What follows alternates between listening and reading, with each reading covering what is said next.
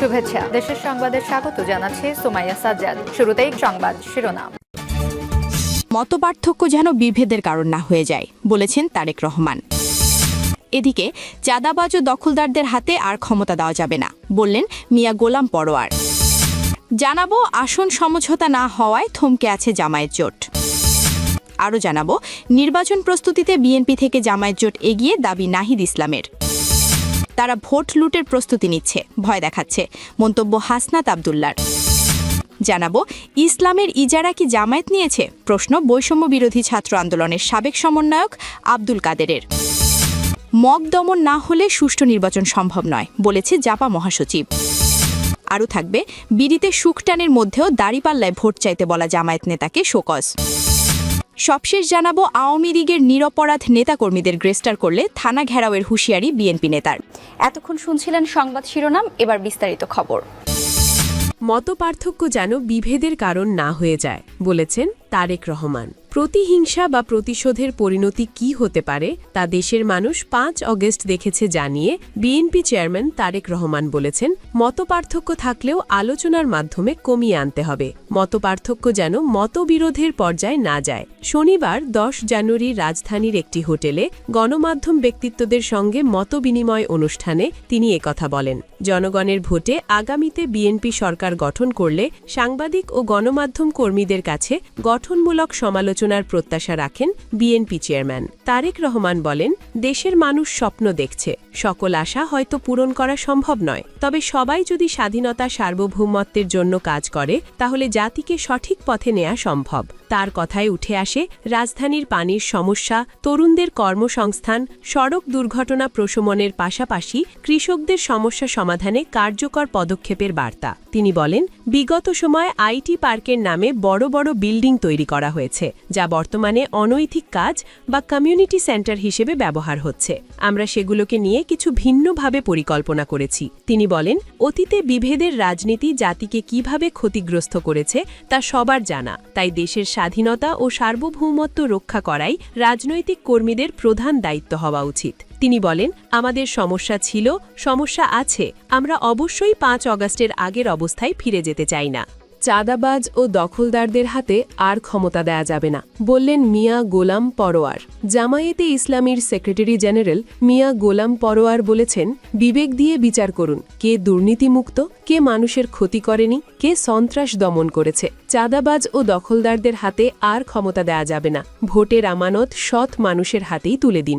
ডুমুরিয়া উপজেলার আটলিয়া ইউনিয়নে জামায়াত আয়োজিত এক উঠান বৈঠকে প্রধান অতিথির বক্তব্যে তিনি কথা বলেন। মিয়া গোলাম পরোয়ার বলেন, ২৪-এর রাজনৈতিক পট পরিবর্তনের পর ফ্যাসিস্ট আর ক্ষমতায় ছিল না, তাহলে এরপর যারা চাঁদাবাজি করল, ঘের দখল করল, বাজারে বাদাম বিক্রেতার কাছ থেকেও চাঁদা তুলল, তারা কোন দলের লোক? চাঁদা না দেওয়ার কারণে মানুষকে পাথর মেরে হত্যার ঘটনা তুলে ধরে তিনি প্রশ্ন করেন, এই ধরনের শক্তির হাতে ক্ষমতা গেলে কি কোনো মানুষের শান্তি নিশ্চিত হতে পারে? স্বাধীনতার ৫৪ বছরের রাজনৈতিক ইতিহাসের প্রসঙ্গ কেনে মিয়া গোলাম পরোয়ার বলেন, লাঙল, নৌকা, ধানের শীষ সব প্রতীকের দলই রাষ্ট্র পরিচালনা করেছে, এমনকি সামরিক শাসনও এসেছে, কিন্তু কোনো দলের কোনো নেতা বা সরকার প্রধান বুক চিতিয়ে বলতে পারেননি যে তারা দুর্নীতি, চাঁদাবাজি ও জুলুম মুক্ত শাসন দিয়েছেন। আসন সমঝোতা না হওয়ায় থমকে আছে জামায়াত জোট। আসন সমঝোতায় বিলম্বের কারণে থমকে আছে জামায়াত, ইসলামী আন্দোলন, এনসিপি সহ সমমনা ১১ দলের নির্বাচনী তৎপরতা। প্রার্থিতা চূড়ান্ত না হওয়ায় প্রচারণায় মনোযোগী হতে পারছেন না এই জোটের প্রার্থীরা। অথচ ইতিমধ্যেই শুরু হয়েছে ত্রয়োদশ জাতীয় সংসদের নির্বাচনী কাউন্টডাউন। বাকি আছে আর মাত্র ১ মাস। নেতারা দ্রুতই আসন সমঝোতা হবে বলে বক্তব্য দিলেও অন্দরে জটিলতা কাটছে না বলে সূত্র জানিয়েছে। বিশেষ করে জামায়াত, ইসলামী আন্দোলন এবং বাংলাদেশ খেলাফত মজলিসের মধ্যে আসন সমঝোতার জটিলতা এখনও ঘুরপাক খাচ্ছে। সংশ্লিষ্ট সূত্র মতে ইসলামী আন্দোলন এবং বাংলাদেশ খেলাফত মজলিসের সঙ্গে জামায়াতের কয়েক দফা বৈঠক হলেও আসনের বিষয় সুরাহা হয়নি। বাংলাদেশ খেলাফত মজলিসের সিনিয়র নায়েবে আমির মৌলানা ইউসুফ আশরাফ বলেন, আলোচনা চলমান ঠিক, তবে তার গতি মন্থর। তিনি বলেন, সমঝোতা চূড়ান্ত না হওয়ায় ১১ দলের প্রার্থীরা নির্বাচনী এলাকায় কাজ করতে পারছেন না, কারণ কে কোন আসনে নির্বাচন করবেন তা এখনও ঝুলন্ত অবস্থায় আছে, অথচ সময় দ্রুত ফুরিয়ে যাচ্ছে। জানাবো নির্বাচন প্রস্তুতিতে বিএনপি থেকে জামায়াত জোট এগিয়ে, দাবি নাহিদ ইসলামের।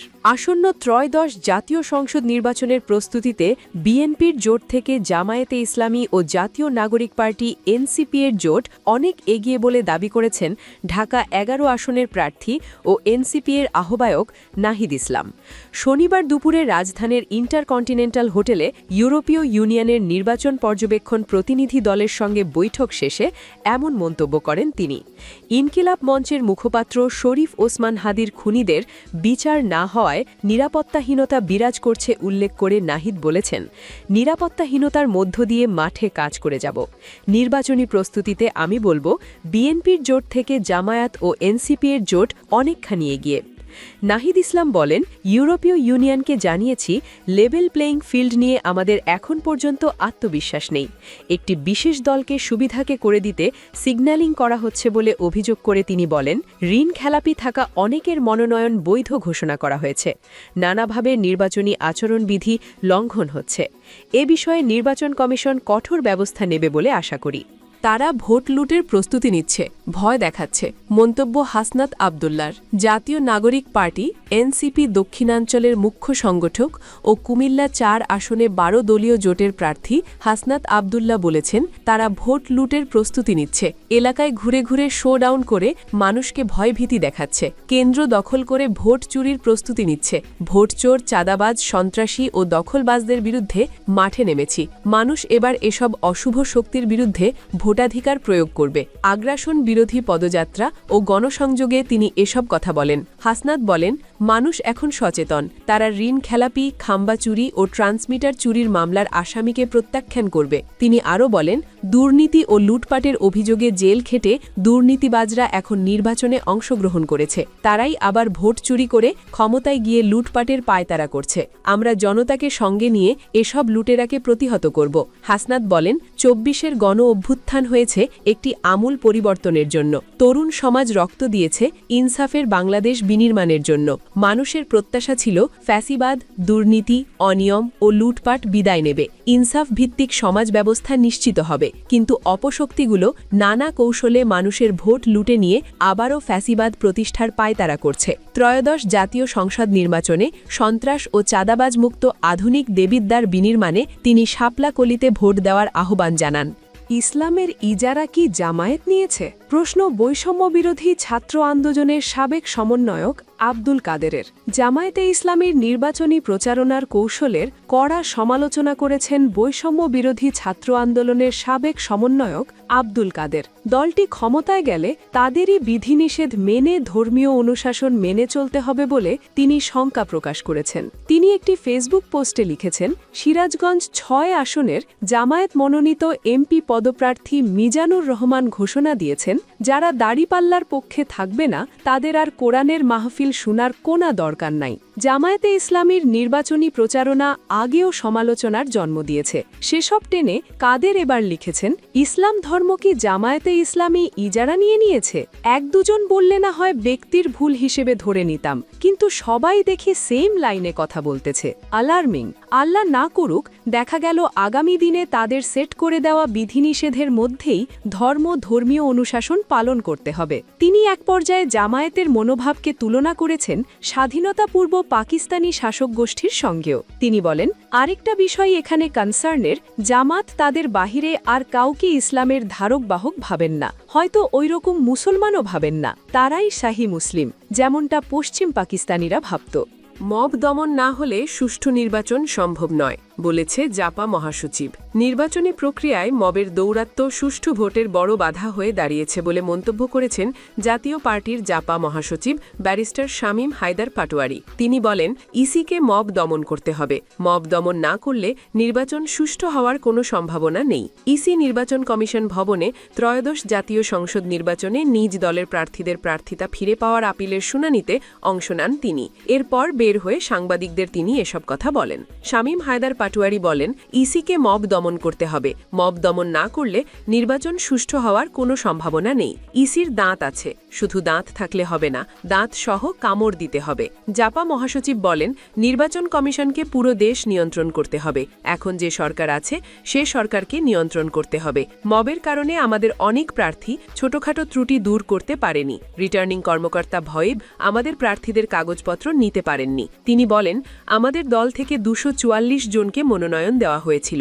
এদের মধ্যে 224 জন মনোনয়নপত্র জমা দিয়েছিলেন। 30 জনের মতো বাতিল করেছিলেন রিটার্নিং কর্মকর্তারা। 25 জনের বেশি আপিল করেছিলেন। আজ প্রথম দফায় 4 জনের মনোনয়নপত্র বৈধ হয়েছে, একটা পেন্ডিং আছে, বাকিগুলোও আশা করি হবে।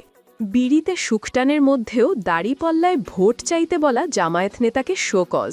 নির্বাচনী আচরণবিধি লঙ্ঘনের অভিযোগে ঝালকাঠি 1 রাজাপুর কাঠালিয়া আসনের জামায়াতের প্রার্থী ফয়জুল হককে কারণ দর্শানোর নোটিশ বা শোকজ দেওয়া হয়েছে।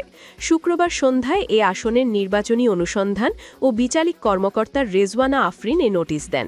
নোটিশে ঝালকাঠি 1 রাজাপুর কাঠালিয়া আসনের জামায়াতের প্রার্থী ফয়জুল হকের বিরুদ্ধে নির্বাচনী প্রচারণায় ধর্মীয় অনুভূতিতে আঘাত হানে বা ধর্মকে ব্যবহার করে ভোট প্রার্থনার অভিযোগ আনা হয়েছে। তিনি সম্প্রতি একটি উঠান বৈঠকে ভোটারদের উদ্দেশ্যে বলেন, সুখটান দেওয়া বিড়ির মধ্যেও যদি সে অর্থাৎ ভোটার ওই দাড়িপাল্লার দাওয়াত দিয়ে আল্লাহর দ্বারে কবুল হয়ে যায়, এমনও হতে পারে পিছনের সব মাফ করে দিয়ে আল্লাহ তো ভালোও করে দিতে পারে। নোটিশে উল্লেখ করা হয়েছে, উপর্যুক্ত বিষয়ের প্রেক্ষিতে আপনাকে জানানো যাচ্ছে যে আপনি ত্রয়োদশ জাতীয় সংসদ নির্বাচন 2024 একজন প্রার্থী হওয়ার পরেও কমিটির নিকট প্রাপ্ত নির্ভরযোগ্য তথ্য, সংবাদ প্রতিবেদন ও সামাজিক যোগাযোগ মাধ্যমের উপাত্ত পর্যালোচনায় প্রতীয়মান হয়েছে যে গত 7 জানুয়ারি বুধবার রাতে রাজাপুর উপজেলায় অনুষ্ঠিত একটি নির্বাচনী উঠান বৈঠকে আপনি জনসমক্ষে নিম্নরূপ বক্তব্য প্রদান করেন, আমার ভাই হয়তো কোনোদিনই ইবাদত করার সুযোগ পান নাই।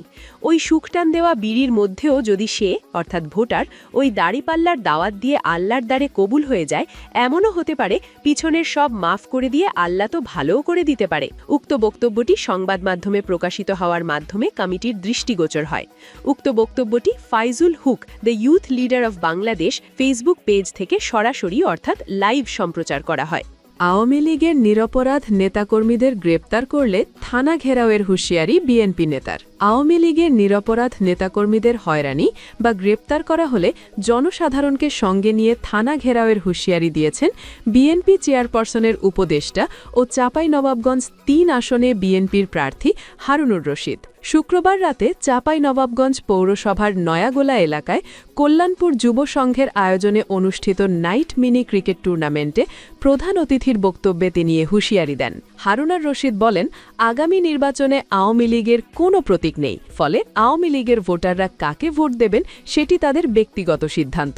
তারা চাইলে জামায়াতে ইসলাম বা বিএনপিকে ভোট দিতে পারেন, কিন্তু কেউ যদি আওয়ামী লীগ করেন এই অজুহাতে তাকে হয়রানি করা হয় বা ধরে নিয়ে যাওয়া হয়, তা মেনে নেওয়া হবে না। তিনি আরও বলেন, ইতোমধ্যে এমন কিছু ঘটনা ঘটেছে যেখানে আওয়ামী লীগ করার অভিযোগ তুলে মানুষকে হয়রানি করা হয়েছে। তাই আমি স্পষ্টভাবে বলে দিতে চাই, যাদের বিরুদ্ধে সুনির্দিষ্ট অভিযোগ বা মামলা নেই তাদের যেন কোনোভাবেই হয়রানি করা না হয়। তা না হলে জনগণকে সঙ্গে নিয়ে আমি নিজেই থানা ঘেরাও করব।